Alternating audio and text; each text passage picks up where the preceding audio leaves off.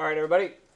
So the next thing we're going to do here is look at how to clean up these edges and make them feel a little bit more believable. The key, I think, is to try and treat the edges like they're being overrun.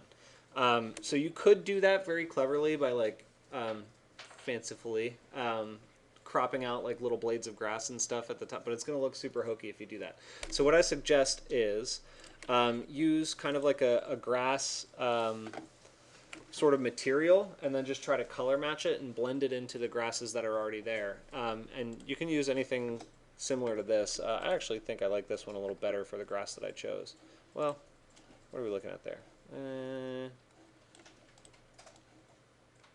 Yeah, this one's probably going to be a little better. So I'm going to copy this,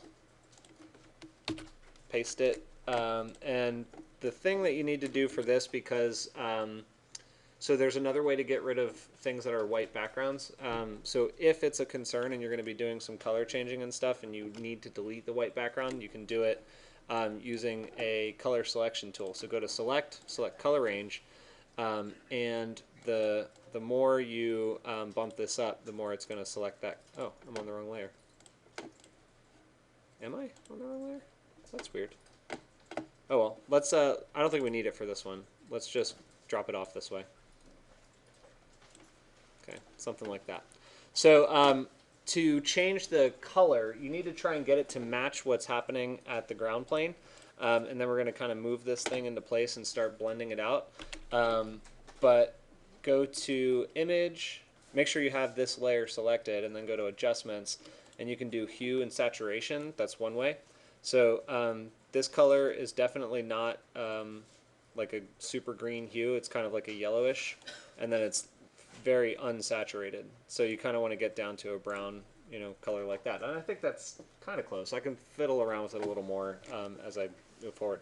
But anyway, this particular thing needs to kind of be mapped to the edge. So I'm going to shrink it down first to probably something close to that. And the blades of grass are probably pretty comparable here, so I'm going to do kind of a few of them together. Oh, it's going to ask me to do that for each one. Maybe I do need to get rid of the color. Alright, well I'll just show you the simpler version. So we're going to free transform that, and I'm going to kind of stretch it so that it's a little in front of the corner. You don't want it to be perfectly on the corner. And then you just kind of start to shrink it down so that the edges look like they're kind of creeping up on that surface. That's very important. It needs to look like it's creeping up. Let's go and get rid of a little more white. And one other thing that we want to do is make it a little bit darker. So I noticed the color is a little bit off. So let's go to Hue Saturation. That's funny. Really starting not to like that tool. Image, let's go to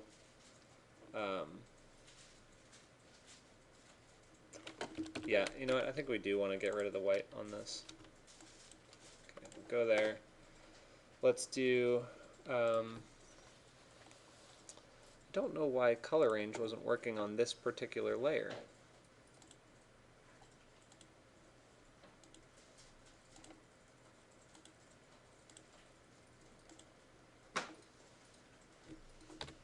That did it. Oh, that's right, because it selects all the layers. Okay, so I noticed that there's like some other extra line work and stuff I have to get rid of, and now I can start working on the color a little more. So I got to go back to Hue Saturation, and I can make it a little darker so it matches the thing there. Okay, so here's the real important part, guys. I want you to pay attention to this one if you can.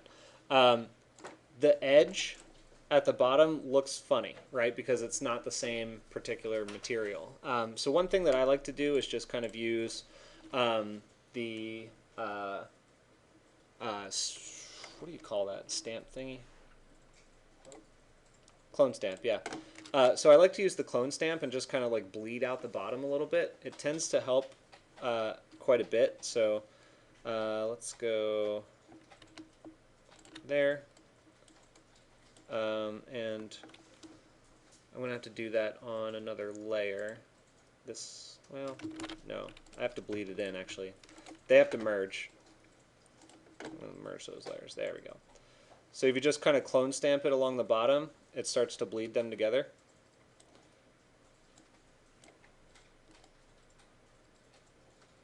And in case it wasn't clear how the clone stamp works, you hit Alt and you select a location, and then it will allow you to paint that along some other location. So anyway, when you pull out, it actually creates a pretty realistic edge condition for the grass on the front of the building. What questions do you have? Yes?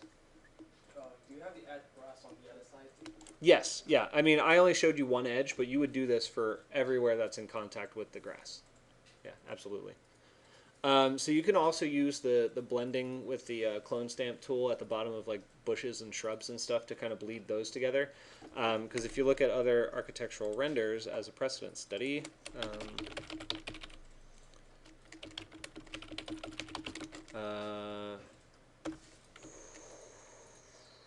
let's call it, well, let's just see. We want it to be in some landscape.